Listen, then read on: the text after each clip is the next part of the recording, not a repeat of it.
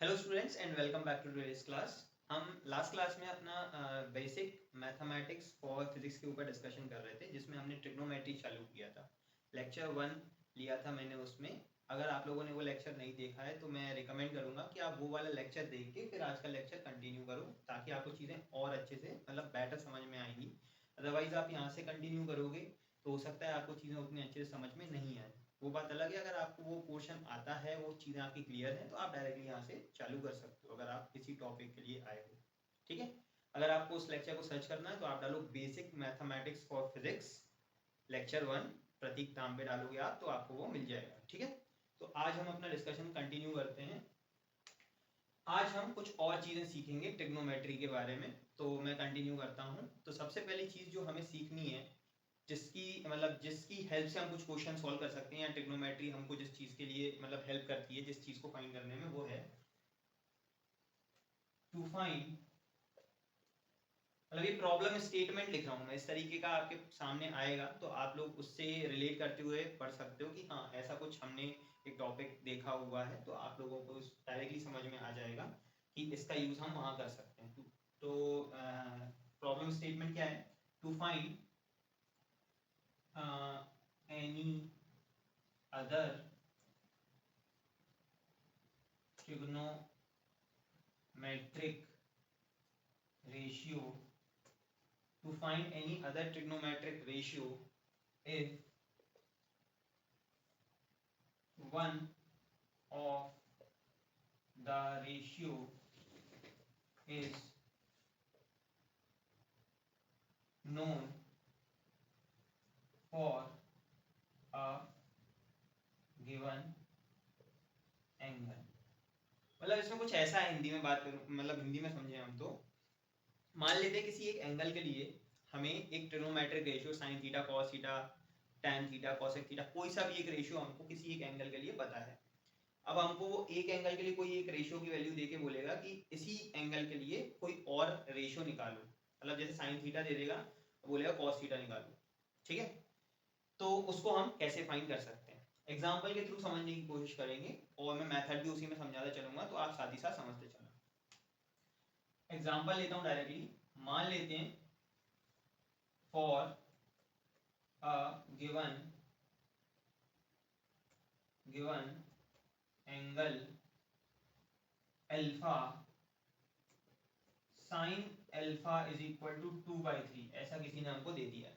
Sign alpha is equal to 2/3। अच्छा, ये तो आपको पता ही होगा, साइन थीटा कॉस थीटा जो है वो उनकी वैल्यूज किसी भी थीटा के लिए कहाँ से कहाँ तक लाई करेगी बेटा, -1 से +1 के बीच में। ठीक है, और टेन थीटा जो है वो -∞ से +∞ के बीच में कुछ भी वैल्यू ले सकता है for any value of theta, theta की अलग अलग वैल्यू के लिए, है ना। तो यहाँ पे जैसे साइन अल्फा दिया है 2/3 जो कि 1 से कम होता है। ठीक है, फाइन क्या है, फॉर एक किसी अल्फा एंगल के लिए हमको क्या दिया है, साइन अल्फा, साइन का रेशियो दिया हुआ, sign alpha is 2/3। Fine cos alpha and tan alpha. मान लिया ऐसा एक छोटा सा क्वेश्चन है, पहले हम समझने की कोशिश करेंगे कि इस तरीके के क्वेश्चन को करते कैसे हैं, फिर हम देखेंगे और क्वेश्चंस देखेंगे। तो इसका प्रॉब्लम स्टेटमेंट आई थिंक आप लोगों को समझ में आ गया होगा। इस तरीके क्वेश्चन को करते कैसे हैं, हम हमेशा एक राइट एंगल ट्राइंगल बना लेंगे इस तरीके क्वेश्चन को करने के लिए। ठीक है, और भी तरीके मैथमेटिकल तरीके तो हैं, जैसे मान लिया साइन अल्फा बताया तो हम रिलेशन ट्रिग्नोमेट्रिक रिलेशन यूज कर सकते हैं कि sine square theta plus cos square theta 1 होता है, उसकी मदद से भी मैं कॉस थीटा निकाल सकता हूँ। या फिर tan और साइन में फिर मैं साइन अल्फा से कॉस अल्फा निकाल लूंगा, फिर साइन अल्फा कॉस अल्फा के रेशियो से tan अल्फा निकाल सकता हूँ। That will be a bit lengthy method. हमें अब एक नया मेथड सीखना है, तो इस मेथड में हम क्या कर सकते हैं, ट्राइंगल मेथड, मैं ऐसे ही पर्सनली बोल सकता हूँ इसको कि ट्राइंगल मेथड है, राइट एंगल ट्राइंगल मेथड। इसमें हमको क्या करना पड़ता है, जिस भी एंगल के लिए हमको ये रेशियो दिया हुआ है, हम इस राइट एंगल ट्राइंगल में उस किसी एक एंगल को वो नाम दे देंगे। जैसे अल्फा के लिए हमको साइन पता है, तो मैंने इस एंगल को अल्फा नाम दे दिया। अब बेटा साइन होता क्या है, साइन अल्फा मतलब क्या हो गया, ये परपेंडिकुलर और हाइपोटेनियस का रेशियो हो गया, परपेंडिकुलर और हाइपोटेनियस का रेशियो आया ना। तो मैं ये कह सकता हूँ परपेंडिकुलर हाइपोटेनियस का रेशियो कितना है, 2/3। तो मैं ऐसा मान लूंगा कि इसका जो इसी ट्राइंगल का जो परपेंडिकुलर है उसका वैल्यू कितना है, 2 है, और जो हाइपोटेनियस है उसका वैल्यू कितना है, 3 है। ठीक है। अब इन दोनों की मदद से मैं क्या कर सकता हूँ, बेस निकाल सकता हूँ। बेस निकालने के लिए हम क्या कर सकते हैं, अगेन ट्रिग्नोमेट्री में हमारे पास एक और जो फॉर्मूला है वो है पाइथागोरस थ्योरम, ठीक है। तो यूजिंग पाइथागोरस थ्योरम, ठीक है। पाइथागोरस थ्योरम की मदद से मैं तीसरी साइड भी इस ट्रायंगल की निकाल सकता हूँ, मुझे कोई दिक्कत नहीं है। तो मैं पाइथागोरस थ्योरम लगाऊंगा तो मैं ये निकालने के लिए क्या कर सकता हूँ, ये जो है वो क्या जाएगा, लेट्स से, तो मैं बोल दूं इसको x बोल दूं थोड़ी देर के लिए, तो ये x स्क्वायर प्लस 2 का स्क्वायर किसके बराबर आ जाएगा, 3 के स्क्वायर के बराबर। तो इसको सॉल्व करूंगा तो यहाँ से मेरी x की जो वैल्यू है वो आ जाएगा 9 माइनस 4 का अंडर रूट, तो ये कितना आ जाएगा रूट 5 के बराबर, ठीक है। मतलब मेरी जो तीसरी साइड है इस x को मैं हटा के यहाँ पे इसकी वैल्यू सब्स्टिट्यूट कर दूंगा, ये बेटा कितना आ गया रूट 5, ठीक है। तो अब ये राइट एंगल ट्राइंगल है, इसके ऊपर मुझे तीनों साइड्स की वैल्यू पता है, ठीक है। ये साइड्स होंगी या नहीं होंगी इससे हमें मतलब नहीं है, ये एक मेथड है अगेन। ये जो पूरी ट्रिग्नोमेट्री है किस पे काम करती है, रेशियोज पे काम करती है। तो रेशियो हमारे पास आ गया तो मैं इसकी मदद से कह सकता हूँ कि ये 2 मान लिया, ये 3 मान लिया, ये रूट 5 मान लिया, तो इससे भी जो रेशियो निकलेगा वो वही निकलेगा, ठीक है। तो यहाँ से मुझे अब ये मिल गया एक राइट एंगल ट्राइंगल, तो ये अल्फा के लिए अब मुझे कौन सा रेशियो निकालना है, इस एंगल के लिए कॉस अल्फा। तो cos अल्फा इस राइट एंगल ट्रायंगल की मदद से मैं क्या कह सकता हूँ, बेस और हाइपोटेनियस का रेशियो होता है। तो इस राइट एंगल ट्रायंगल का बेस कितना हो गया रूट 5 और हाइपोटेनियस कितना हो गया 3। तो मैं इसकी मदद से कह सकता हूँ कि जो cos अल्फा है उसकी वैल्यू कितनी आएगी बेटा रूट 5/3। बहुत ही आसान सा, ठीक है, समझ में आया।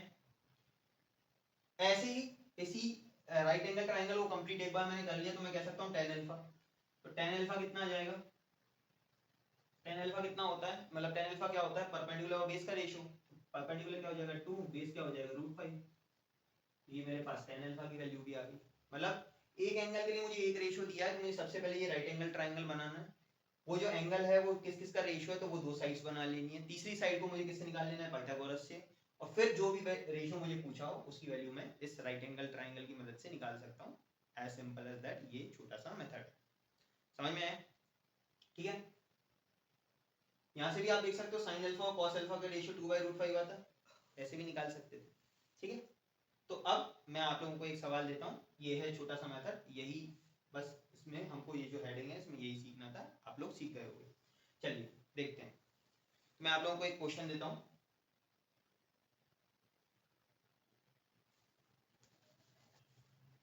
मान लेते हैं क्वेश्चन है, इफ लेट अस से कॉस ऑफ थीटा हमको दिया हुआ है 1/3, then find sine of 2 theta. ऐसा हमसे बोला है, cos थीटा हमको दे दिया, हमसे बोला sin 2 थीटा की वैल्यू निकाल के दिखाओ, ठीक है। कैसे करेंगे इसको, आप ट्राई करो, 1 मिनट पॉज करके वीडियो, ठीक है। तो आप लोगों ने ट्राई किया होगा, तो हमें ये समझ में आना चाहिए sin 2 थीटा की वैल्यू निकालना है। तो हमने इसका आंसर लिखते हैं, क्या मैं कह सकता हूँ, हमने कल रिलेशन पढ़ा था sin 2 थीटा किसके बराबर था, 2 sin थीटा cos थीटा। तो मुझे cos थीटा तो डायरेक्टली दिया हुआ है क्वेश्चन में, मुझे sin थीटा और चाहिए। तो sin थीटा मैं किससे निकालूंगा, तुरंत बनाऊंगा एक राइट एंगल ट्रायंगल, ठीक है। इस एंगल को नाम दूंगा थीटा, क्योंकि मुझे cos थीटा की वैल्यू पता है तो इस एंगल को मैं थीटा नाम दूंगा, ठीक है। तो cos थीटा पता है, तो ये किसका रेशियो होता है, बेस और हाइपोटेनियस का। तो बेस की वैल्यू लिख दूंगा 1 और हाइपोटेनियस की वैल्यू लिख दूंगा 3। पाइथागोरस थ्योरम लगाऊंगा तो ये कितना आ जाएगा, अंडर रूट ऑफ 3 का स्क्वायर माइनस 1 का स्क्वायर। अब मैं ऐसे थोड़ी कि स्टेप बाय स्टेप लिखूंगा, बोर्ड का एग्जाम थोड़ी दे रहे बेटा, हमें क्या करना है, हम जेई की तैयारी करना है, ठीक है।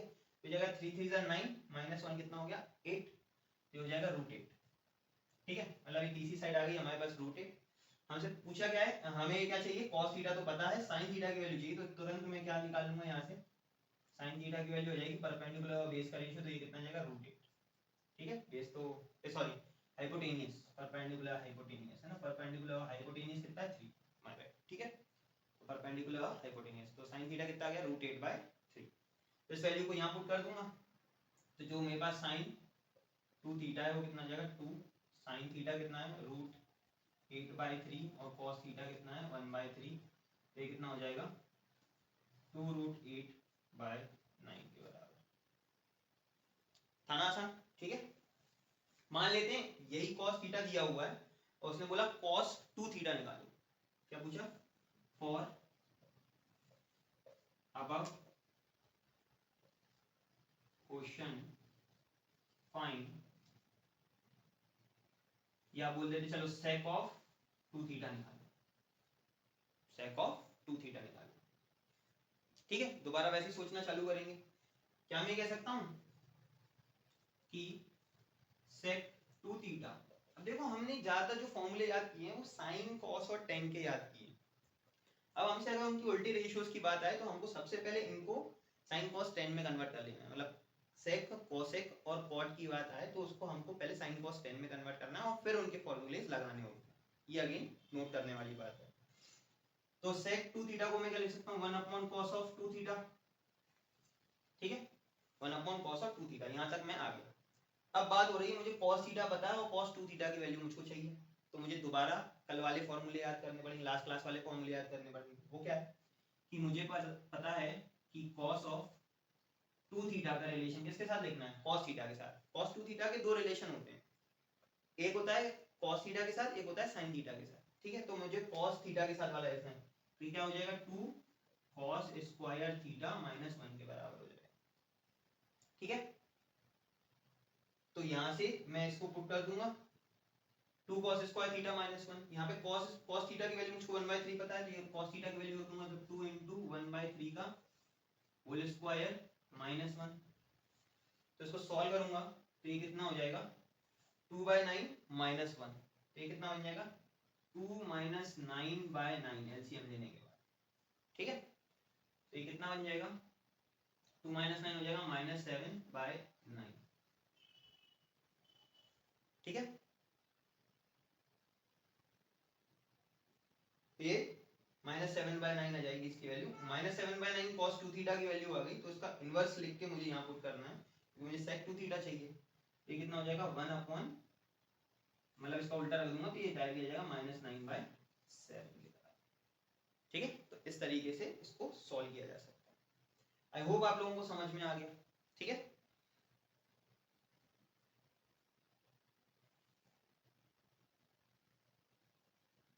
चलिए एक लास्ट क्वेश्चन और करते हैं।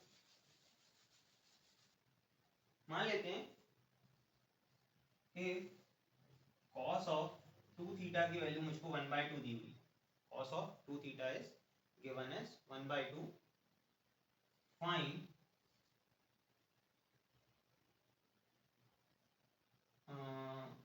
cosec of 2 theta. cosec of 2 theta कैसे करेंगे? तो दोबारा वही मेथड लगा सकता हूं मैं।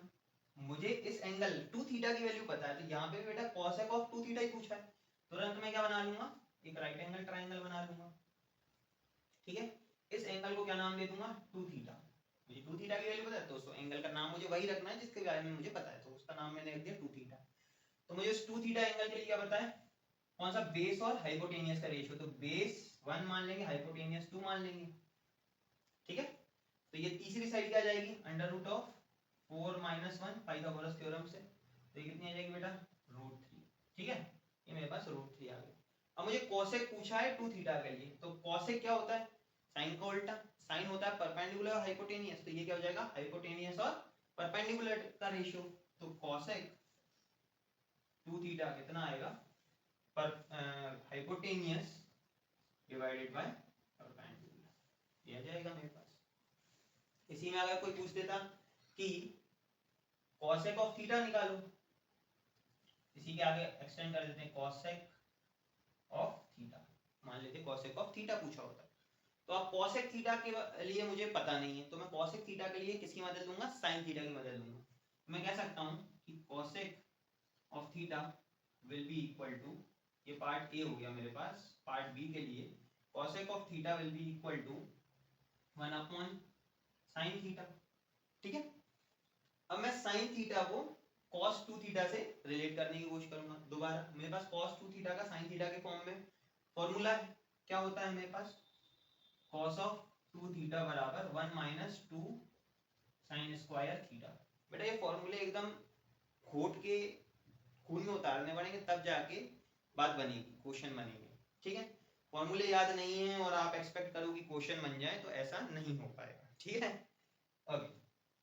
तो cos ऑफ 2 थीटा, ऐसे हमको cos 2 थीटा की वैल्यू पता है, ये 1/2 रख दूंगा मैं, 1 माइनस 2 साइन स्क्वायर थीटा। तो यहाँ से साइन थीटा की वैल्यू मेरे पास निकल के आ जाएगी। तो ये कितना हो जाएगा, 2 साइन स्क्वायर थीटा कितना हो जाएगा, 1/2 के बराबर, ये 1/2 उधर जाएगा।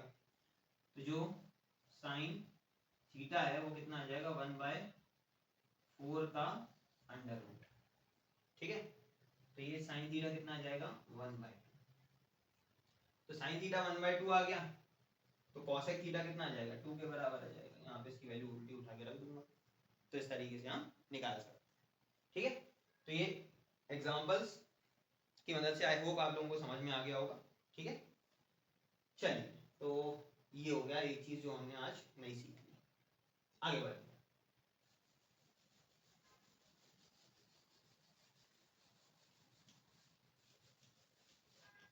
ठीक है, अब हम अगला प्रॉब्लम स्टेटमेंट उठाते हैं, जो कि one of the most important चीज है सीखने के लिए, तो हमको आनी चाहिए। ठीक है, अगला प्रॉब्लम स्टेटमेंट क्या है, अब वो क्या करेगा, हमको कोई एक ट्रिग्नोमेट्रिक, मतलब अभी तक तो हम ट्रिग्नोमेट्रिक रेशियोज जो निकालते हैं वो 0 से 90 डिग्री के बीच के एंगल के ही निकालते हैं, या हमको याद भी होते हैं। अब जैसे मान लो कोई बोलते हैं कि साइन ऑफ 300 डिग्री निकालो, ठीक है, या साइन ऑफ 270 डिग्री निकालो, या साइन ऑफ 500 डिग्री निकालो। ठीक है, तो इस तरीके के क्वेश्चंस के लिए हम उनकी वैल्यूज, इन रेशियोज की वैल्यू 500 डिग्री, 400 डिग्री, ऐसे बड़े बड़े एंगल्स के लिए कैसे निकाल सकते हैं वो हम सीखने वाले। ठीक है, उसको सीखने से पहले हमको और भी कुछ बेसिक चीजें सीखनी पड़ेंगी जो मैथमेटिक्स में डेवलप की गई हैं। इन चीजों को डिफाइन करने से पहले, मतलब ये सब जो डिफाइन हुआ उसके पहले भी कुछ बेसिक चीजें डिफाइन की गई। जैसे मैंने कहा कि अभी मैं जो बात कर रहा हूँ, जैसे मैं एप्पल लिखूंगा या फिर दिस इज अ पेन लिखूंगा, तो दिस इज अ पेन सीखने से पहले हमने पहले ABCD सीखी, फिर उनको जोड़ जोड़ के क्या बनाना सीखा, वर्ड्स बनाना सीखा। और उन वर्ड्स को जब हम प्रॉपर ऑर्डर में अरेंज करते हैं तो एक सेंटेंस बनता है। तो ये एक तरीका होता है, एक वे होता है जिसमें इंग्लिश में डिफाइन किया गया है। उस डेफिनेशन के थ्रू हम जाते हैं स्टेप बाय स्टेप, तो हम यहाँ तक पहुंचे कि दिस इज अ पेन का मीनिंग क्या होता है। ऐसे ही जब मैथमेटिक्स डेवलप हुई तो मैथमेटिक्स में भी चीजों को, बड़ी चीजों को डिफाइन करने से पहले बेसिक्स डिफाइन किए होंगे। तो वही जो बेसिक्स हैं उसको हम सीखने वाले हैं। तो मैथमेटिक्स में ग्राफ की मदद से एनालिसिस करना एक बहुत ही इंपॉर्टेंट तरीका होता है चीजों को एनालाइज करने का, ग्राफ की मदद से। तो ग्राफ की मदद से जब मैथमेटिशियंस ने चीजों को एनालाइज करना चालू किया तो उसके भी उसने सिस्टम बनाए जिनको हम बोलते हैं कोऑर्डिनेट सिस्टम। ठीक है, तो हम पहले उसी कोऑर्डिनेट सिस्टम के बेसिक्स सीखने वाले हैं कि उस कोऑर्डिनेट सिस्टम को जब उन्होंने डिफाइन किया, जो कि कुछ चीजें आप ऑलरेडी जानते हो, तो मैं रिवाइज जैसा भी कर लूंगा, और अगर आपने नहीं जानते हो तो आप सीख जाओगे। ठीक है, तो हम सीखेंगे कार्टेशियन कोऑर्डिनेट सिस्टम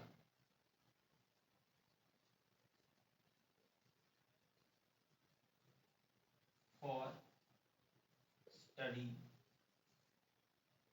ठीक है, ये कार्टेशियन कोऑर्डिनेट सिस्टम है फॉर स्टडी इन मैथमेटिक्स।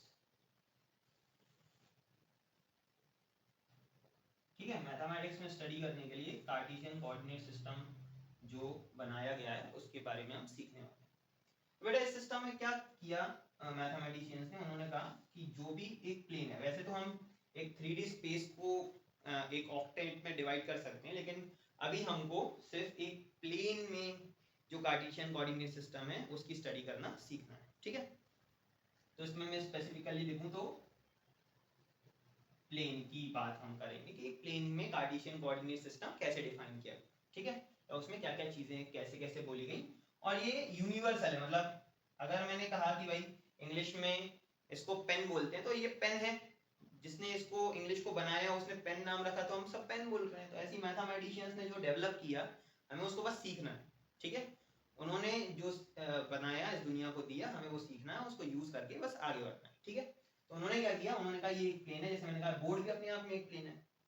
उन्होंने कहा ठीक है, हम क्या करेंगे, इसको दो परपेंडिकुलर लाइनों की मदद से एक सिस्टम बनाएंगे ग्राफ पेपर में, ठीक है। तो जहां ये दो परपेंडिकुलर लाइंस इंटरसेक्ट की उसको उन्होंने नाम दिया 0,0 या उसी को बोला origin of this Cartesian coordinate system. इसमें जो ये दो परपेंडिकुलर लाइन है उनमें से एक एक्सिस को उन्होंने नाम दिया एक्स एक्सिस और एक एक्सिस को नाम दिया वाई एक्सिस, ठीक है। और तीसरी भी होती है जेड एक्सिस, वो 3D कोऑर्डिनेट सिस्टम होता है, ठीक है। अभी हम प्लेनर पे, ठीक है। इस ओरिजिन के रिस्पेक्ट में जो एक्स एक्सिस है उसको भी इन्होंने दो डायरेक्शंस दी। जो राइट हैंड साइड वाला पार्ट है उसको एक्चुअली हम बोलते हैं plus direction of x axis, और जो उल्टी डायरेक्शन होती है उसको बोलते हैं minus direction of x axis. इसी तरीके से वाई में भी दो डायरेक्शंस हो गई। ओरिजिन के रिस्पेक्ट में ऊपर वाली को बोला प्लस वाई एक्सिस और नीचे वाले को बोला माइनस वाई एक्सिस, ठीक है, ओके। तो अब अगर मैं बोलूं कि इसकी मदद से हमने इस प्लेन को ऐसे चार हिस्सों में डिवाइड कर लिया एक्सिस की मदद से, तो इसको बोला जाता है क्वाड्रेंट, है ना। एक जो ये 1/4 हिस्सा है इसको क्या बोला जाता है, 1 क्वाड्रेंट। इसको हम बोलते हैं फर्स्ट क्वाड्रेंट, इसको बोलते हैं सेकंड क्वाड्रेंट, इसको बोलते हैं थर्ड क्वाड्रेंट और इसको बोलते हैं फोर्थ क्वाड्रेंट। ये इसी ऑर्डर में डिफाइंड है, ठीक है। आप ऐसे नहीं बोलोगे कि इसको, कभी भी आप सेकंड क्वाड्रेंट बोलोगे तो सभी लोगों के लिए चीज सेम होनी चाहिए। तो इसी को सेकंड बोला गया, तो सभी दुनिया में सभी इसी को सेकंड बोलते हैं, इसी को थर्ड बोलते हैं, इसको फोर्थ बोलते हैं। तो ये आपको इसी ऑर्डर में याद रखना है, ठीक है, ओके। अब तो अगर कोई बोले, जैसे मान लो कि इसी बोर्ड पे यहाँ पे एक चींटी बैठी हो, ठीक है, तो इस चींटी के लिए मैं दो तीन कुछ चीजें डिफाइन कर सकता हूँ।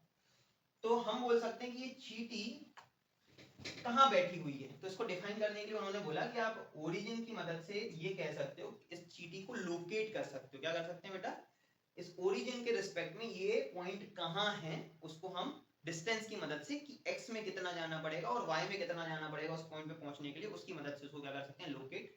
तो हम उस पॉइंट के उस लोकेशन को रिप्रेजेंट करने के लिए इन्हीं x में वो कितना है तो उसको बोलते हैं हम x कोऑर्डिनेट, और किसी भी x, y की मदद से हम उस पॉइंट को क्या कर सकते हैं, लोकेट कर सकते हैं, ठीक है ना।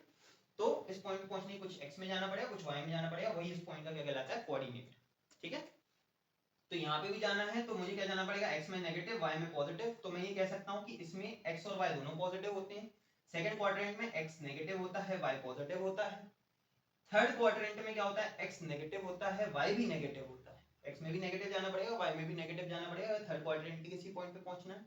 और फोर्थ क्वाड्रेंट के किसी पॉइंट पे पहुंचना है तो x में पॉजिटिव जाना पड़ेगा और y में नेगेटिव जाना पड़ेगा। तो इसकी मदद से इस तरीके से हम समझ सकते हैं, ठीक है, ओके। नेक्स्ट चीज आती है, किसी भी पॉइंट का एंगल नापने का भी तरीका बनाया गया इसी सिस्टम में, ठीक है। तो इसी सिस्टम में जैसे कोई बोले कि जो पॉइंट है इस पॉइंट का एंगल, ठीक है, एंगुलर पोजीशन उसको हम बोलते हैं। ये हो गई, ये कोऑर्डिनेट पोजीशन होगी। एक इसी पॉइंट के लिए क्या हो सकती है, एंगुलर पोजीशन। इस पॉइंट को मैं थोड़ी देर के लिए P नाम दे देता हूं। तो उसके लिए क्या तरीका बनाया गया, साइंटिस्टों ने बोला या मैथमेटिशियंस ने बोला कि भाई इसका एंगल हम हमेशा कहां से नापेंगे, एक्स एक्सिस से नापेंगे। किसी भी पॉइंट का अगर आपको एंगल नापना है तो वो कहां से नापा जाएगा, एक्स एक्सिस पे। उसकी वैल्यू कितनी होगी, 0, ठीक है। तो यहाँ पे हम लिख लेते हैं कुछ पॉइंट्स, ठीक है। Angle is measured taking 0 value on in, या ऐसे बोले in positive x डायरेक्शन। भाई किसी भी चीज की वैल्यू नापते हैं तो 0 के रेस्पेक्ट में नापते हैं ना। 0 से, जैसे हमने कहा कि 0 से यहाँ पे पॉजिटिव 1 2 3 4 5 6 ऐसे नंबर लाइन बोलते हैं ना, और 0 से यहाँ पे -1 -2 -3 -4। ऐसे ही एंगल भी जब नापना है तो भाई कहीं तो 0 डिफाइन करूंगा ना, उसके रिस्पेक्ट में कितना एंगल है वो कहीं ना कहीं तो हम 0 रखेंगे। तो साइंटिस्टों ने कहा प्लस एक्स एक्सिस के लिए जो एंगल है वो 0 माना जाएगा। तो 0 डिग्री बोलें या फिर हम क्या बोलते हैं, एंगल की एक और यूनिट होती है बेटा 0 रेडियन, ठीक है। तो यहाँ पे हम लिख लेते हैं एंगल हैज 2 यूनिट्स, ठीक है, डिग्री एंड किंतु अलग अलग यूनिट है। जैसे हमने कहा लेंथ नापने की बहुत सारी यूनिट है, सेंटीमीटर है, मीटर है, फुट है, इंच है। इसी तरीके से हर फिजिकल क्वांटिटी को नापने के लिए बहुत सारी यूनिटें होती हैं, मतलब अलग अलग सिस्टम में अलग अलग यूनिटें होती हैं जो कि समय के साथ आती हैं। उस पर भी हम बात करेंगे, जो चैप्टर 1 आएगा हमारे पास 11th का यूनिट एंड डायमेंशन, उसमें वो सब बात होगी। अभी के लिए आप लोग इतना जानते हो तो हमने बोल दिया कि जो एंगल है उसको नापने के लिए दो यूनिट्स होती है, 0 डिग्री या 0 रेडियन कहाँ बोला गया, एक्स एक्सिस पे उसको बोला गया। अच्छा, इसमें डिग्री और रेडियन में रिलेशन भी होता है। जब हमें एक यूनिट को दूसरी यूनिट में कन्वर्ट करना होता है तो दोनों यूनिट्स में एक रिलेशन हमको चाहिए होता है। तो रिलेशन क्या होता है यहाँ पे, जो 180 डिग्रीज होता है वो किसके बराबर होता है, पाई रेडियंस के बराबर होता है। ठीक है, 180 degree is equal to pi radian होता है। ये हमें रिलेशन पता होना चाहिए। ठीक है भाई, तो यहाँ पे उन्होंने बोल दिया कि यहाँ पर 0 डिग्री नापा बोला जाएगा, और 0 के रिस्पेक्ट में जब हम किसी पॉइंट का एंगल नापेंगे तो एंटी क्लॉकवाइज डायरेक्शन में जब हम नापेंगे तो उसको क्या बोला जाएगा, पॉजिटिव एंगल। अगर हम क्लॉकवाइज डायरेक्शन में एंगल नापेंगे तो क्या बोला जाएगा, माइनस, नेगेटिव एंगल बोला जाएगा। ठीक है, जैसे कि अगर कोई बोले, जैसे ये पॉइंट है P और मैंने इसको क्या कर दिया, अब इसका एंगल नापना है तो उसके लिए भी क्या है, इस पॉइंट को हमें ज्वाइन करना होगा किससे, ओरिजिन से, और एक स्ट्रेट लाइन हमको मिलेगी। तो ये स्ट्रेट लाइन प्लस एक्स से एक एंगल बनाएगी, तो लेटर से मैंने इसको थीटा बोल दिया। ठीक है, तो ये जो थीटा है ये मैं अभी क्या नाप रहा हूँ, प्लस एक्स से एंटी क्लॉकवाइज डायरेक्शन में नाप रहा हूँ। तो ये एंगल अगर मैं पुट करूंगा या जो भी इसकी वैल्यू निकल के आएगी वो क्या करूंगा, प्लस साइन के साथ। ठीक है, और अगर मैं इसी का एंगल क्लॉकवाइज डायरेक्शन में नापना चाहूँ प्लस एक्सिस से, तो वो मुझे ये वाला डिफाइन करना पड़ेगा इस तरीके से। ठीक है, जो कि 180 माइनस थीटा के बराबर हो जाएगा, लेकिन वो क्या पुट किया जाएगा, माइनस में पुट किया जाएगा। ठीक है, इन जनरल हम ये बड़ा वाला एंगल नापते नहीं है, हम कहाँ क्या क्या डिफाइन करते हैं, किसी भी पॉइंट का प्लस एक्स से एंटी क्लॉकवाइज डायरेक्शन में ही एंगल डिफाइन करते हैं। बड़ा वाला नहीं, मतलब क्लॉकवाइज डायरेक्शन में एंगल कम ही नापा जाता है। हम क्या नापते हैं, एंटी क्लॉकवाइज डायरेक्शन में जो एंगल नापे जाते हैं उन्हीं की मदद से वैल्यूज को निकालते हैं। ठीक है, आई होप आपको समझ में आ गया। तो ये वाला मैं रब कर देता हूं क्योंकि इसकी जरूरत हमको है नहीं। ठीक है, तो दूसरा पॉइंट क्या निकल के आया, angles measured in anticlockwise, ACW का मतलब anticlockwise direction are taken as negative and in clockwise, CW मतलब clockwise direction are taken positive, sorry मैंने गलती दी, anticlockwise direction are taken as positive and clockwise direction are taken as negative, है ना। Anticlockwise direction are taken as positive and clockwise direction taken as negative. ठीक है, okay. तो कोई भी एंगल कहां से नापा जाएगा, प्लस एक्स एक्सिस से, और एंटी क्लॉकवाइज डायरेक्शन में पॉजिटिव नापा जाएगा। ठीक है, तो यहां पर अगर 0 है, कितने लोग बता पाएंगे, अगर मैं यहां से y एक्सिस पे आ गया तो कितना एंगल बढ़ गया, कॉमन सेंस 90 डिग्री। मतलब मैं ये कह सकता हूं कि प्लस y एक्सिस के ऊपर कोई भी पॉइंट अगर होगा तो वो कितना एंगल बनाएगा x एक्सिस से, 90 डिग्री का। तो इस y एक्सिस पे मैं ये कह सकता हूं कि एंगल कितना आएगा, 90 डिग्री, या उसी को मैं कह सकता हूं कितना आएगा बेटा, π/2 रेडियन। ठीक है, π/2 रेडियन में आएगा। अगेन क्या मैं कह सकता हूं, नेगेटिव x एक्सिस पे कोई भी पॉइंट अगर होगा तो वो x एक्सिस से कितना एंगल बनाएगा, 180 डिग्री। तो मतलब मैं ये कह सकता हूं कि नेगेटिव x एक्सिस का एंगल कितना होता है, 180 डिग्री और पाई रेडियन। ठीक है, 180 डिग्री और पाई रेडियन। इसी तरीके से अगर कोई बोले माइनस y एक्सिस का एंगल कितना होता है, या माइनस y एक्सिस पे कोई पॉइंट हो तो वो कितना हो जाएगा बेटा, 90 प्लस 90 प्लस 90, तो 270 डिग्री। तो इसका कितना हो जाएगा, 270 डिग्री, या फिर कितना हो जाएगा, 3π/2 रेडियन। और फिर अगर मैं दोबारा x एक्सिस पे आ जाऊं तो मैं टोटल कितना घूम गया, 360 डिग्री। एक सर्कल के बराबर ही घूम गया ना, यहाँ से चला, ठीक है। तो हम इसको ऐसे भी बनाते हैं इन शॉर्ट, एक हमने सर्कल बना लिया और इसमें अगर मैं 2 लाइनें खींच दूं तो इसने क्या किया, एक सर्कल को 2 लाइनों ने 4 क्वाड्रेंट्स में डिवाइड कर दिया। और इस पॉइंट को अगर मैं 0 डिग्री पे बोल दूं तो इसके रिस्पेक्ट में जब मैं एक सर्कल घूम जाऊंगा तो दोबारा किस पे जाऊंगा, 360 डिग्री घूम जाऊंगा, ठीक है।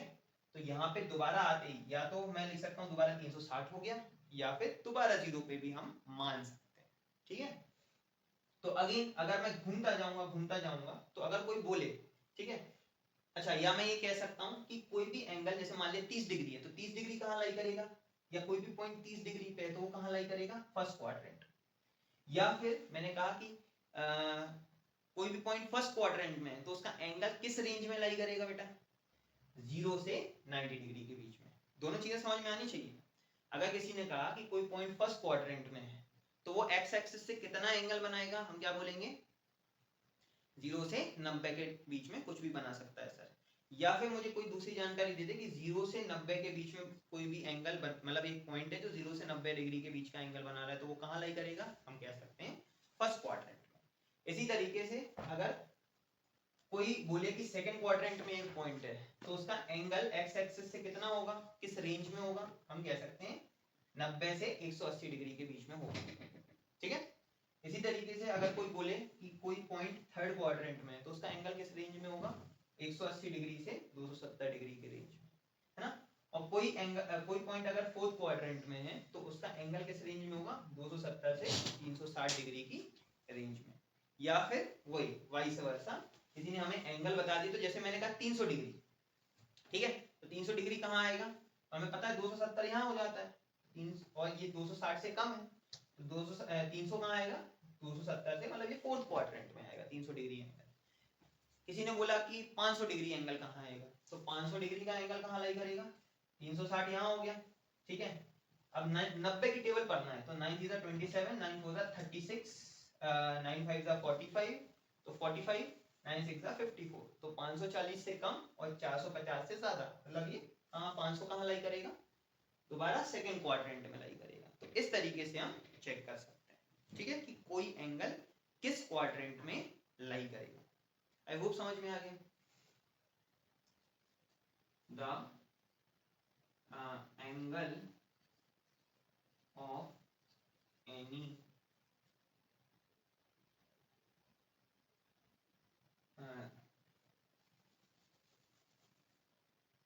the quadrant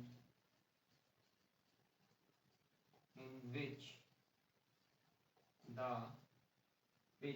any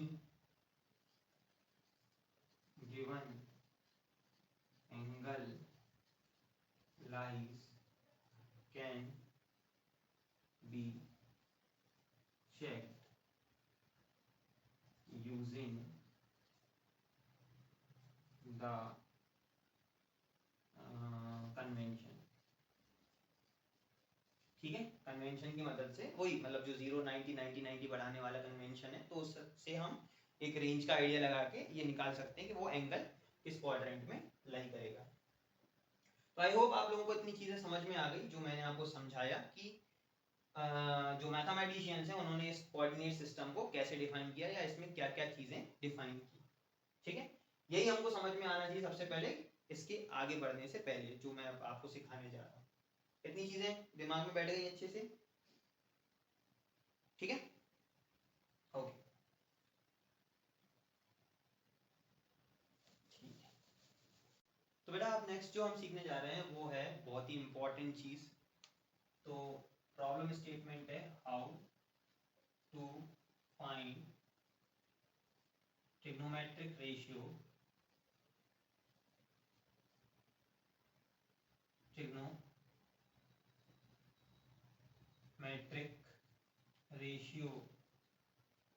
values for large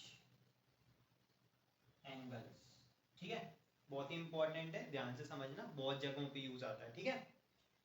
तो how to find trigonometric ratio values for large angle, जैसे कि कोई बोले साइन ऑफ 300 या साइन ऑफ 500 या साइन ऑफ 400 या कॉस ऑफ 400, इसकी वैल्यू निकाल के दिखाओ, तो वो हम कैसे निकालेंगे। तो इसके लिए एक सेट प्रोसीजर है, मेथड है जो हमको सीखना है। ठीक है, बहुत ही आसान है, कोई दिक्कत नहीं है, आपको टेंशन नहीं होगी। तो मैं एक एग्जांपल लेता हूँ और इस एग्जांपल की मदद से ही हम समझते हैं। जैसे कि हमसे किसी ने बोला कि साइन ऑफ 300 की वैल्यू भराइए, निकाल के दिखा हुआ है ना, साइन ऑफ 300 कितना होगा। ओके, तो हम क्या करेंगे, सबसे पहले एक ऐसा क्वाड्रेंट बना लेंगे। ठीक है, ओके। इसके साथ ही हमको एक चीज और याद करनी पड़ेगी, वो है एक छोटा सा मंत्र। यहाँ पे लिखना है ऑल, यहाँ पे लिखना है साइन, यहाँ पे लिखना है टेन और यहाँ पे लिखना है कॉस। क्या लिखना है बेटा, ऑल साइन टेन कॉस, ये आपको याद रखना पड़ेगा। साइन के साथ ही क्या आएगा, उसका उल्टा, तो ये क्या हो जाएगा, कोसेक। ठीक है, टेन के साथ क्या आ जाएगा, कॉट, और कॉस के साथ क्या आ जाएगा, सेक। ठीक है, ये हमको याद रखना है। तो वैसे हम ऑल साइन टेन कॉस याद रखेंगे, या उनका उल्टा रेशियो भी उसी क्वाड्रेंट में आएगा, ये हमको याद रखना है भाई। ठीक है, इतना याद कर लिया हमने। अब हमें क्या करना है, स्टेप में क्या करना है कि स्टेप 1, मतलब वो याद करना तो अलग बात है ना, वो स्टेप में नहीं आएगा। स्टेप क्या है, इसको हम कहेंगे, जैसे ये हमारे पास अगर फंक्शन है तो यहाँ पे ये आगे वाली चीज कहलाती है फंक्शन, और ये क्या कहलाता है बेटा, आर्ग्यूमेंट। ये भी हमको याद रखना है। ठीक है, तो ये हो गया function, sine cos tan cos x जो भी लिखा होगा, और यहाँ पे इसका ब्रैकेट जो कहलाता है वो आर्ग्यूमेंट कहलाता है। तो हमारे स्टेप 1 में क्या है, right the argument of function in form of divisor into quotient plus remainder is equal to dividend. मतलब ये आप लोगों ने 9-10 में पढ़ा होगा, हम किसी भी डिविडेंड को क्या लिख सकते हैं, divisor into quotient plus remainder के फॉर्म में लिख सकते हैं। अब हमें क्या करना है, ये जो आर्गुमेंट है इसको divisor into quotient plus remainder के फॉर्म में लिखना है। तो बेसिकली ये किसके बराबर आएगा, डिविडेंड के बराबर आएगा। मतलब डिविडेंड की वैल्यू किसके बराबर होगी, हमारे आर्गुमेंट के बराबर होगी। और हमको क्या याद रखना है, डिवाइजर हमेशा क्या रखना है, 90 डिग्री। ये दो चीजें हमको इसमें याद रखनी पड़ेगी। तो हम आर्गुमेंट को 90 से डिवाइड करके क्या करेंगे, divisor into quotient plus remainder का फॉर्म देंगे। करके दिखाता हूं तो आप लोगों को समझ में आएगा। जैसे कि हमारे पास 300 है, तो हमने क्या किया, यहाँ पे 300 लिखा, और इस 300 को हमने किससे डिवाइड किया, 90 से। तो ये कितने बार जाएगा, तो 9 3 जा 27, और नीचे क्या बनेगा, रिमाइंडर हमारा 30, है ना। ये आप सबको पता होगा, यहाँ पे लिखी हुई चीज को बोलते हैं डिवाइजर, यहाँ पे लिखी हुई चीज को बोलते हैं क्वोशिएंट, और यहाँ पे लिखी हुई चीज को बोलते हैं रिमाइंडर, और इसको बोलते हैं डिविडेंड। तो डिविडेंड को हम लिख लेंगे divisor into quotient plus remainder के फॉर्म में। तो मैं क्या कह सकता हूँ, यहाँ पे जो 300 है वो किसके बराबर होगा, divisor into quotient plus remainder. ठीक है, तो ये हमने लिख लिया, मतलब 300 की वैल्यू इसके बराबर है। तो मैं क्या कह सकता हूँ, साइन ऑफ 300 किसके बराबर होगा, साइन ऑफ 90 इंटू 3 प्लस 30। इसमें कोई दिक्कत नहीं, ये मैथमेटिक्स का नियम है, इसमें कोई दिक्कत नहीं। दोनों तरफ अगर हम साइन ले रहे हैं तो sine of this will be equal to sine of this, कोई दिक्कत नहीं, equation.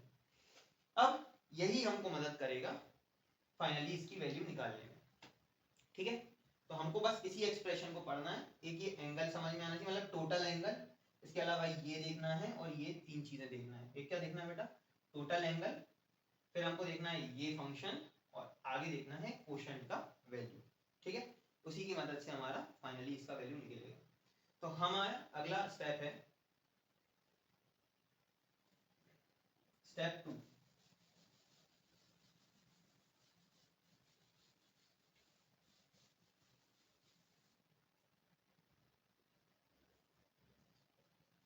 Step 2,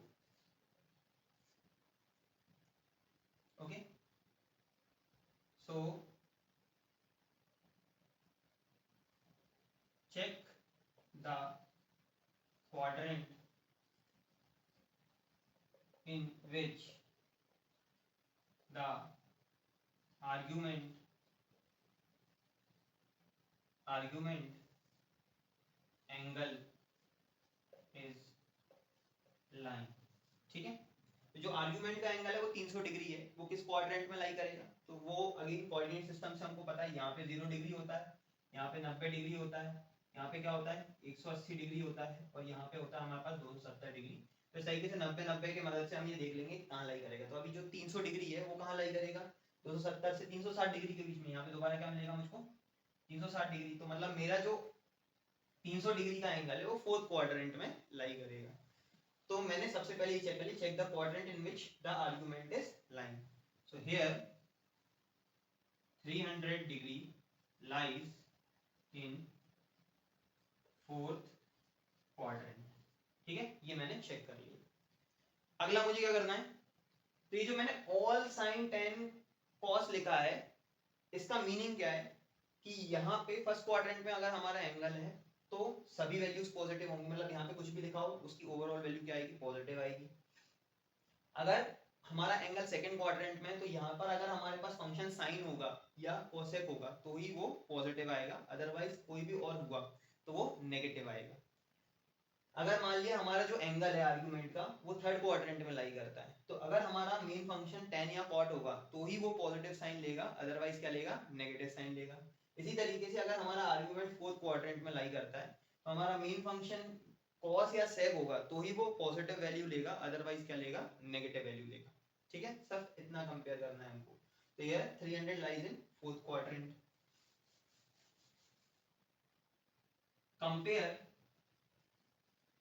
compare the function of quadrant with the given function। मतलब क्वाड्रेंट का फंक्शन का मतलब है जो हम इसमें लिख रहे हैं, है ना, जो इसमें पॉजिटिव होता है उसको हमें गिवन फंक्शन से कंपेयर करना है एंड डिसाइड फॉर पॉजिटिव और negative sign for final answer. if given function is same as quadrant function then take positive sign, otherwise negative sign। ठीक है, मतलब हमारा जो ओरिजिनल फंक्शन और इस एंगल के हिसाब से जो क्वाड्रेंट का फंक्शन है वो सेम आता है तो हमें पॉजिटिव साइन लेना है, अदरवाइज क्या लेना है, नेगेटिव साइन लेना है। So here fourth quadrant is coming and we have sine function, thus we take negative sign in final answer। अभी जो हम फाइनल वैल्यू लिखने वाले हैं, जो वैल्यू निकालने वाले हैं उसमें क्या लेंगे, माइनस साइन लेंगे। ठीक है, आप समझते जाओ, दो चार क्वेश्चन करेंगे तो और आपको समझ में आ जाएगा। जो मैं इंग्लिश में लिख रहा हूँ वो तो ठीक है, आप लोग समझते जाओ बस। अभी आपको मैं जल्दी बता दूंगा, मतलब मैं जब दो चार क्वेश्चन कराऊंगा तो बस आपको समझ में आ जाएगा कि कहाँ से क्या देखना है, हो जाएगा, है ना। ये तो सिर्फ हम लिखने के लिए लिख रहे हैं ताकि आप बाद में कभी पढ़ो, अभी स्टार्टिंग में सीखोगे तो आपको चीज़ें पढ़नी ही पड़ेंगी सीखने के लिए। प्रैक्टिस के साथ जैसे जैसे आप प्रैक्टिस करते जाओगे तो आपको ये पढ़ना नहीं पड़ेगा। ठीक है, ओके, तो ये स्टेप 2 हो गई हमारी पूरी। ठीक है, तो ये हो गया, हमने स्टेप 2 में देख लिया कि साइन क्या लेना है। तो बेटा आप चलते हैं स्टेप 3 पे। स्टेप 3, तो इस स्टेप 3 में हमको क्या करना है, हमने अभी तक क्या कर लिया था, साइन ऑफ 300 को ऐसे लिख लिया था, साइन ऑफ 90 इंटू 3 प्लस 30, है ना। उसमें अभी एक चीज हमने निकाली, टोटल एंगल के बेसिस पे फाइनल आंसर का साइन निकाल लिया। ठीक है, एक हमको ये टोटल एंगल देखना था। अब दूसरी चीज हमको जो देखनी है वो है ये क्या कहलाता है, कोशेंट, है ना। Divisor into quotient plus remainder लिख रहे थे। तो क्वेश्चन ऑड है या इवन है, अब तीसरे स्टेप में हमको ये चेक करना है। तो check if question is odd और even, check if quotient is odd or even, check if quotient is odd or even. If it is odd, then final function will be decided as follows. ठीक है, final function will be decided as follows. तो हमें क्या करना होगा, जो original function है, मतलब अगर ऑड है तो हमें क्या करना पड़ेगा, जो हमारा ओरिजिनल फंक्शन है अगर साइन है तो उसका क्या कर देंगे हम cos, या ओरिजिनल फंक्शन हमारे पास cos है तो उसका क्या कर देंगे sin। इसी तरीके से अगर मान लिया हमें जो ओरिजिनल फंक्शन है वो क्या दिया हुआ है tan, और हमारा यहाँ पे जो कोशेंट है वो क्या आ गया, divide into quotient plus remainder लिखने पे वो ऑड आ गया, तो tan का क्या कर देंगे cot, या cot का क्या कर देंगे हम tan कर देंगे। इसी तरीके से अगर मान लिया हमें ओरिजिनल फंक्शन जो है वो cosec दिया था, तो cosec दिया था और हमने divisor into quotient plus remainder में कन्वर्ट किया और हमारा जो कोशेंट है वो ऑड आ गया, तो हम cosec का क्या कर देंगे sec, या sec दिया था तो उसका क्या कर देंगे बेटा cosec कर देंगे। ठीक है, ये कब करेंगे, जब अगर हमारा कोशेंट ऑड आ गया। And if quotient comes out to be even, then leave the function of quotient as it is। मतलब अगर ये इवन आ गया, इवन मतलब 0 2 4 6 8 इस तरीके का कुछ आ गया, 0 भी इवन में काउंट होगा है ना, ठीक है, तो वो आ गया तो हम साइन का साइन ही रहने देंगे, कॉस का कॉस रहने देंगे, या जो गिवन फंक्शन होगा उसको एज इट इज रहने देंगे। ये चेंजेस तब करने हैं ये वाले जब यहाँ पर जो कोशेंट है वो क्या आ जाए बेटा ऑड आ जाए। ठीक है, तो हमारे पास क्या हो गया, हमने एक फाइनल आंसर का साइन डिसाइड कर लिया और एक फाइनल आंसर का फंक्शन डिसाइड कर लिया। ठीक है, और अब क्या चाहिए हमें, फाइनल आंसर का आर्गुमेंट चाहिए, क्योंकि साइन के अंदर कुछ रखेंगे तभी तो वो वैल्यू देगा ना। तो उस फाइनल जो फंक्शन है उसका आर्गुमेंट कैसे डिसाइड होगा, तो फाइनल आर्गुमेंट जो है हमारे पास वो रिमाइंडर ही रहेगा। तो लास्ट है हमारे पास स्टेप 4 इन आर्गुमेंट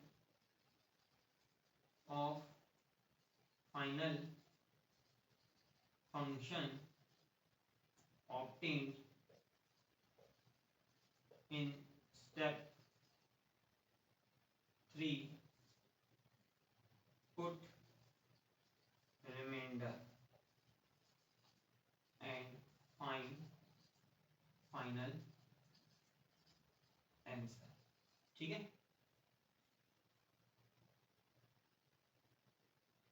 तो यहाँ पे मैं सारी ये स्टेप्स लगा के आपको दिखाता हूँ और फाइनली बताता हूँ कि ये जो साइन ऑफ 300 है उसकी वैल्यू कितनी आएगी। ठीक है, आप लोगों ने ये स्टेप्स नोट कर ली।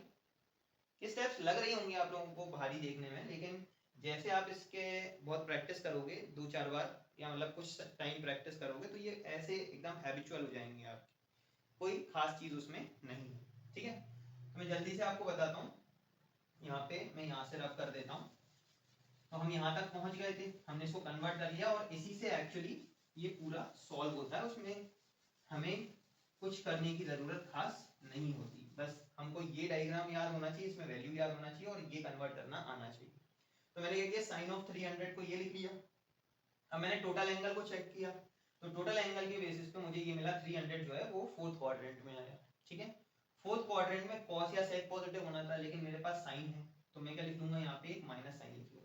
ठीक है, अब मुझे डिसाइड करना है, माइनस तो हो गया फाइनल आंसर के लिए, अब मुझे डिसाइड करना है कि यहाँ फंक्शन क्या आएगा, तो या तो वो साइन आएगा या फिर इसका कॉस आएगा, साइन या कॉस आएगा, डिपेंडिंग ऑन ये ऑड है या इवन है। तो यहाँ पे ये ऑड है तो मैं साइन का कर दूंगा कॉस। ठीक है, स्टेप 3। अब इस कॉस के आर्गुमेंट में मुझे पुट करना है, तो इस कॉस के आर्गुमेंट में क्या आएगा, स्टेप 4 में क्या बोला था हमें 30, ये हो जाएगा 30, मतलब साइन ऑफ 300 की वैल्यू जो है वो माइनस ऑफ कॉस 30 के बराबर होती है, सिंपल एज दैट। तो कॉस 30 हम जानते हैं, कॉस 30 किसके बराबर होता है √3/2, और माइनस लगा हुआ तो माइनस ऑफ √3/2। इसका मतलब क्या है साइन ऑफ 300 जो है वो माइनस ऑफ √3/2 के बराबर आएगा, एज सिंपल एज दैट। लग रहा होगा थोड़ा सा भारी, लेकिन है नहीं, ठीक है। चलो एक दो एग्जांपल हुआ करते हैं, आप लोगों को समझ में आ जाएगा, ठीक है।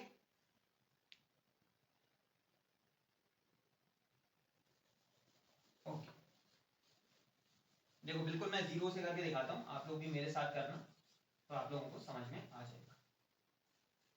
मान लेते हैं हमसे किसी ने कहा क्वेश्चन फाइंड कॉस ऑफ, मान लेते हैं कॉस ऑफ 300 निकालने के लिए बोला, चलिए अभी 300 ही हमने किया था, तो हम 300 के लिए कॉस की ही वैल्यू निकालते हैं, ठीक है। तो तुरंत हमने क्या किया, इस एंगल को divisor into quotient plus remainder में कन्वर्ट कर लिया, तो हमारे पास हो गया कि 300 को हमने तुरंत किससे डिवाइड किया 90 से, तो 9 3 27, और फिर रिमाइंडर क्या बचा 30, ठीक है। ये एंगल 0 से 90 डिग्री के बीच में आना चाहिए, तब तक हम इसको डिवाइड करते रहेंगे। मान लिया बहुत ही बड़ा एंगल दिया, तो ये एंगल क्या है 0 से 90 के बीच का एक एंगल बनना चाहिए, तब तक हम इसको डिवाइड करते रहेंगे। तो मैं क्या लिख सकता हूँ यहाँ पे, cos ऑफ 300 की value cos of 90 into 3 plus 30 के बराबर होगी, ठीक है। अब मैंने क्या किया, यहाँ क्वाड्रेंट बना लिया, ठीक है। यहाँ हो जाएगा ऑल, यहाँ हो जाएगा साइन, यहाँ हो जाएगा tan, यहाँ हो जाएगा cos। अब आप बताओ कि ये जो टोटल एंगल है ये कौन से क्वाड्रेंट में लाई कर रहा है, फोर्थ क्वाड्रेंट में। अभी बात हुई थी, यहाँ पे 270 होता है और यहाँ पे 360 होता है, मतलब ये जो एंगल है ये फोर्थ क्वाड्रेंट है, और फोर्थ क्वाड्रेंट में कौन पॉजिटिव होता है cos, और मेरे पास ओरिजिनल फंक्शन भी कौन सा है cos, मतलब मेरा जो फाइनल आंसर है उसमें क्या आएगा पॉजिटिव साइन, ठीक है। ये स्टेप समझ में आया। मुझे क्या कंपेयर करना है, इसको और इसको कंपेयर करना है, तो ये दोनों सेम मिले, मतलब यहाँ क्या रख दूंगा पॉजिटिव साइन, ठीक है। अब मुझे डिसाइड करना है कि ये इसके आगे जो फंक्शन आएगा वो या तो cos आएगा या तो sin आएगा, इसमें कोई दिक्कत नहीं है, sin का cos ही होता है या cos का sin होता है, डिपेंडिंग ऑन। अब मुझे क्या देखना है, ये क्वोशिएंट, पहले मैं देखूंगा टोटल एंगल, फिर देखूंगा क्वोशिएंट, उसके बेसिस पे देखूंगा function, total angle, function, quotient और रिमाइंडर, ठीक है। तो ये ऑड है, ऑड है तो cos का क्या कर दूंगा sin, ऑड है तो cos का क्या कर दूंगा sin, ठीक है। और फिर इसके आर्गुमेंट में क्या पुट कर दूंगा रिमाइंडर, तो cos ऑफ 300 की वैल्यू, cos ऑफ 300 की वैल्यू जो है वो sin ऑफ 30 के बराबर ही आएगी, और sin 30 कितना होता है 1/2, मतलब cos ऑफ 300 कितना आएगा 1/2 के बराबर, सिंपल एज दैट, ठीक है। चलिए और करते हैं। तो मान लेते हैं कोई हमें बोले कि tan ऑफ 480 डिग्री की वैल्यू निकालें, चलिए आप लोग ट्राई कीजिए पॉज करके, कुछ भी निकालिए, मतलब जो भी आपको समझ में आ रहा है, जो भी सीख रहे हो उसके बेसिस पे कुछ निकालो, या तो सही होगा या तो गलत होगा, गलती से ज्यादा तो कुछ नहीं होगा ना, और कोई आपको फांसी तो दे नहीं रहा, ठीक है। तो आप कुछ ट्राई करो एटलीस्ट, ठीक है। तो मैंने जैसे आपको बताया, तो इसको मैं क्या लिख सकता हूँ, tan ऑफ, इस आर्ग्यूमेंट को मुझे तोड़ के लिखना है, तो मैंने 480 को डिवाइड किया किससे 90 से, 9 4 36 और 9 5 45, 9 5 45, तो ये 450, रिमाइंडर क्या बचा 30, ठीक है। तो मैं क्या लिख सकता हूँ, ये 5, या फिर ऐसे लिख सकते हैं 90 इंटू 5 प्लस 30, इस तरीके से लिख सकते हैं, ठीक है। अब मुझे क्या देखना है, ये जो टोटल एंगल है 480, ये 480 कहाँ लाई कर रहा है, तो 0 90, 9 2 18, 9 3 27, 9 4 36, 9 5 45, ठीक है। 9 5 45, तो 9 6 54, मतलब ये इस क्वाड्रेंट में लाई करेगा, ये वाला जो एंगल है 480, ये किस क्वाड्रेंट में लाई करेगा सेकंड क्वाड्रेंट में। सेकंड क्वाड्रेंट में कौन पॉजिटिव साइन, लेकिन मुझे फंक्शन कौन दिया है 10, तो मैं यहाँ क्या पुट कर दूंगा माइनस, मतलब मेरे फाइनल में क्या आएगा माइनस। सेकंड क्वाड्रेंट में मेरा एंगल लाई कर रहा है, वहां पे साइन पॉजिटिव होता है या कॉसेक पॉजिटिव होता है, लेकिन मेरे पास फंक्शन कौन दिया है 10, तो मैं यहाँ पुट करूंगा माइनस। फिर मैं क्या चेक करूंगा, ये ऑड है या इवन, तो ये ऑड है, ऑड होता है तो जो मेन फंक्शन है उसको हम किस में कन्वर्ट कर देते हैं, उसके उल्टे वाले में, साइन का कॉस मतलब वैसा उल्टा नहीं, उसको हम कॉन्जुगेट बोलते हैं, ठीक है। तो कॉन्जुगेट फंक्शन में टेन टेन का क्या हो जाएगा, कॉट हो जाएगा, ठीक है। तो टेन का कॉट कर दिया और आर्ग्यूमेंट में क्या पुट कर दूंगा, रिमाइंडर, मतलब टेन ऑफ 480 की वैल्यू किसके बराबर होती है, माइनस कॉट ऑफ 30 के बराबर भी होती है। तो माइनस कॉट 30 कितना हो जाएगा, माइनस कॉट 30 होता है 1/√3 के बराबर, मतलब मेरी जो टेन ऑफ 480 डिग्री है इसकी वैल्यू किसके बराबर आएगी, माइनस 1/√3 के बराबर। समझ में आया? चलिए और करते हैं। चलिए एक और एग्जांपल करते हैं। कोई बोले मान लो cosec ऑफ 690 डिग्रीज की वैल्यू निकालो, ठीक है। 690 डिग्रीज, ये सभी वैल्यूज किसमें चल रही है बेटा, डिग्रीज में ही चल रही है। रेडियंस में भी हम सेम कर सकते हैं, है ना। रेडियन में अगर हमको वैल्यू निकालने बोले तो हमें उसमें क्या करना पड़ेगा, π/2 समथिंग इनटू π/2 प्लस बचा हुआ एंगल लिखना पड़ेगा, उसको भी मैं अभी एक क्वेश्चन के थ्रू समझा दूंगा, ट्राई करिए। तो यहाँ पे मैं क्या करूंगा, 690 को किससे डिवाइड करूंगा, 90 से। तो 9 5 45, 9 6 54, 9 7 63, तो 9 7 63 प्लस 60 ऐसे हो जाएगा मेरे पास, है ना। मतलब मैं इसको क्या लिख सकता हूँ, cosec 90 इंटू 7 प्लस 60, ऐसा मैं लिख सकता हूँ, ठीक है। तो मैं इस टोटल एंगल को जल्दी से क्वाड्रेंट की मदद से चेक करता हूँ। तो यहाँ पे आएगा 9 2 18, 9 3 27, 9 4 36, 9 5 45, 9 6 54, 9 7 63। मतलब इसको हम यहाँ से भी चेक कर सकते हैं, 0 1 2 3 4 5 6 7, इस तरीके से भी हम कर सकते हैं। क्योंकि टेबल पढ़ रहा है 90 का बढ़ता जा रहा है, तो 9 0 यहाँ पे, तो 90 9 2 ही कर रहा हूँ ना, 9 3 27, 9 4 36 कर रहा हूँ। तो इस नंबर से मैं डायरेक्टली भी ये पता कर सकता हूँ कि मैं किस क्वाड्रेंट में हूँ। तो यहाँ से 0 1 2 3 4 5 6 7, तो 7th क्वाड्रेंट प्लस समथिंग है, तो मैं किस में हूँ, यहाँ पे इस क्वाड्रेंट में, मतलब 7 यहाँ पे आ जाएगा और यहाँ पे हूँ, मतलब मैं किस क्वाड्रेंट में हूँ बेटा, 4th क्वाड्रेंट में। तो यहाँ पे लिखा मैंने ऑल साइन tan cos, और मैं हूँ 4th क्वाड्रेंट में। 4th क्वाड्रेंट में cos पॉजिटिव होता है, या फिर कौन पॉजिटिव होता है, sec पॉजिटिव होता है, लेकिन मेरे पास ओरिजिनल फंक्शन कौन है, cosec। तो मैं फाइनल आंसर में क्या करूंगा, यहाँ पे माइनस लगाना पड़ेगा। फिर मैं क्या चेक करूंगा, ये ऑड है या इवन है, तो ये ऑड है, तो cosec का क्या बन जाएगा, sec, और आर्ग्यूमेंट में क्या आ जाएगा, 60। अब थोड़ा आसान लगने लगा या नहीं लगने लगा, समझ में आया कि नहीं, ठीक है। और sec 60 कितना होता है, sec 60 होता है 1/cos 60, cos 60 कितना होता है 1/2, तो sec 60 कितना हो जाएगा 2 के बराबर, ठीक है ना। ये -2 के बराबर आएगी, मतलब cosec 690 की वैल्यू। समझ में आए? चलिए एक और क्वेश्चन करते हैं। मान लेते हैं हमें कोई एंगल रेडियन में दिया हुआ है, तो लेट अस से किसी ने हमें दिया tan ऑफ 5π/6, इसकी वैल्यू निकालो, ठीक है। तो हम क्या करेंगे, इसको कन्वर्ट कर लेंगे डिग्रीज में। तो tan ऑफ 5π/6, तो ये क्या हो जाएगा, ये 180 डिग्री में कन्वर्ट हो जाएगा, तो ये हो जाएगा 5 इंटू 180/6, ठीक है। तो ये कितना हो जाएगा, tan ऑफ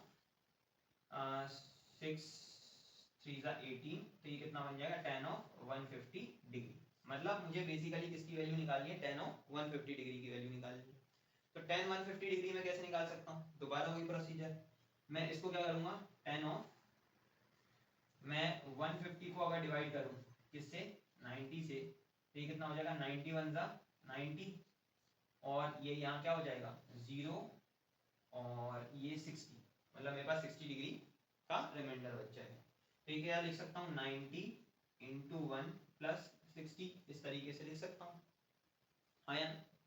तो ये क्या हो जाएगा मेरे पास, अब मैंने दोबारा चेक किया, तो ये क्या हो जाएगा मेरे पास, ये जो टोटल एंगल है ये किस क्वाड्रेंट में लाई कर रहा है, 180 से कम है, मतलब ये सेकंड क्वाड्रेंट में लाई कर रहा है। तो सेकंड क्वाड्रेंट साइन पॉजिटिव होता है, लेकिन मेरे पास tan है, तो यहाँ क्या लगाऊंगा, माइनस।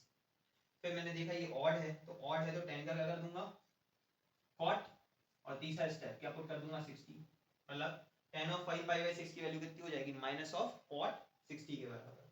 cot 60 कितना हो जाता है, 1/tan 60, tan 60 कितना होता है √3, तो ये क्या हो जाएगा, -1/√3 के बराबर। इस तरीके से हम निकाल सकते हैं अगर हमें रेडियन में भी दिया हो, ठीक है। तो इस तरीके से हम चाहे जो चाहें वो निकाल सकते हैं, ठीक है। इसी मेथड से हमारे पास अब कुछ स्टैंडर्ड छोटी सी वैल्यूज आती हैं, वो और करेंगे और उसी के साथ आज का लेक्चर हम खत्म करेंगे। तो अगर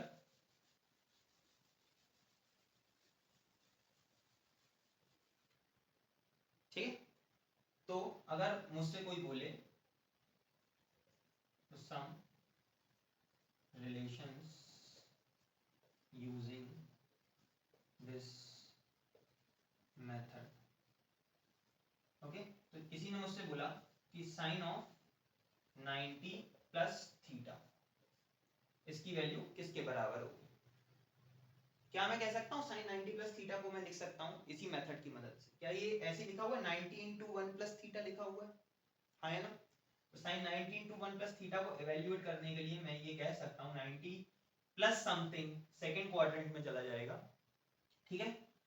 तो सेकेंड क्वाड्रेंट में मेरे पास क्या हो जाता है, यहाँ पे लिखा होता है ऑल, यहाँ होता है साइन, यहाँ होता है टेन, यहाँ होता है कॉस, ठीक है। तो मैं सेकेंड क्वाड्रेंट में जैसे ही एंटर कर गया तो मेरे पास साइन फंक्शन है और यहाँ पे भी साइन है, तो ये क्या हो जाएगा पॉजिटिव आएगा, ठीक है। और यहाँ पे 90 का मल्टीपल क्या है 1 ऑड है, साइन में क्या बन जाएगा कॉस और रिमाइंडर थीटा, मतलब मैं ये कह सकता हूँ साइन 90 प्लस थीटा किसके बराबर होता है कॉस थीटा के बराबर। इसी तरीके से अगर कोई बोले कि साइन 90 माइनस थीटा, अभी सभी जगह हम प्लस यूज कर रहे थे, अगर माइनस भी रहेगा तो प्रोसीजर सेम ही रहेगा बेटा, है ना। तो हम क्या कहेंगे 90 माइनस थीटा, मतलब 90 पे मैं यहाँ होता हूँ माइनस थीटा, मतलब मैं फर्स्ट क्वाड्रेंट में आ गया, फर्स्ट क्वाड्रेंट में सभी पॉजिटिव होते हैं तो यहाँ पे क्या लगाऊंगा प्लस, ठीक है। फिर 90 इंटू 1 लिखा है ऑड लिखा है, तो साइन का क्या कर दूंगा कॉस और थीटा का क्या रहने दूंगा थीटा, मतलब साइन 90 माइनस थीटा भी किसके बराबर होता है कॉस थीटा के बराबर, साइन 90 प्लस थीटा भी क्या इसके बराबर होता है कॉस थीटा के बराबर, थीटा भी एनी वैल्यू, समझ में आए। इसी तरीके से मैं कह सकता हूं कि कोई बोले cos of 90 plus theta, cos 90 plus theta का मतलब क्या हो गया 90 प्लस थीटा मतलब सेकंड क्वाड्रेंट, सेकंड में साइन पॉजिटिव, लेकिन यहाँ पे cos है तो क्या लगाऊंगा माइनस, 90 इंटू 1 लिखा है ऑड है मल्टीपल में 90 का, ठीक है। तो cos का क्या कर दूंगा साइन और आर्गुमेंट में क्या आ जाएगा थीटा, मतलब cos 90 प्लस थीटा किसके बराबर होता है माइनस साइन थीटा के बराबर। In the same way cos of 90 minus theta अगर कोई बोले तो हम सेम कह सकते हैं, ये जो एंगल है 90 माइनस थीटा, 90 यहाँ माइनस किया तो फर्स्ट क्वाड्रेंट में आ गया, फर्स्ट क्वाड्रेंट में सभी पॉजिटिव तो प्लस लगा लिया, cos के साथ यहाँ पे क्या लिखा हुआ है 90 का मल्टीपल कितना है 1, मतलब cos का क्या कर दूंगा साइन और आर्गुमेंट में थीटा, मतलब कह सकता हूँ cos 90 माइनस थीटा किसके बराबर होता है साइन थीटा के बराबर। इसी तरीके से हम कह सकते हैं कि tan of 90 plus theta, tan 90 plus theta again first quadrant में चला गया साइन, यहाँ पे tan है तो क्या लगाऊंगा माइनस, 90 का मल्टीपल जो है वो 1 है ऑड है तो tan का क्या कर दूंगा cot ऑफ थीटा, तो माइनस cot थीटा के बराबर होता है। In the same way tan of 90 minus theta, तो 90 माइनस थीटा मतलब फर्स्ट क्वाड्रेंट में सभी पॉजिटिव, 90 का मल्टीपल 1 ऑड है, tan का क्या कर दूंगा cot ऑफ थीटा, इस तरीके से हम निकाल सकते हैं। इसी तरीके से 180 प्लस थीटा 180 माइनस थीटा वगैरह भी निकाला जा सकता है, तो मैं एक वो और कैलकुलेट करके दिखा देता हूँ। मान लेते हैं हमें कोई बोले कि साइन ऑफ 180 प्लस थीटा इसकी वैल्यू किसके बराबर आएगी, ठीक है।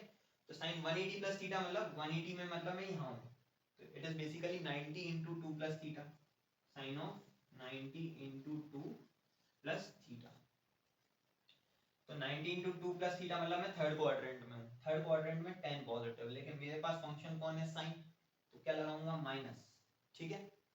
फिर मैं ये देखूंगा क्वोशंट इवन है तो ये किसके बराबर आएगा साइन के बराबर ही आएगा, दिस विल नॉट चेंज क्योंकि इवन है तो साइन का साइन ही रहेगा और आर्गुमेंट थीटा रखा हो जाएगा, मतलब मैं ये कह सकता हूँ साइन 180 प्लस थीटा की वैल्यू किसके बराबर होती है साइन थीटा के बराबर ही होती है, ठीक है।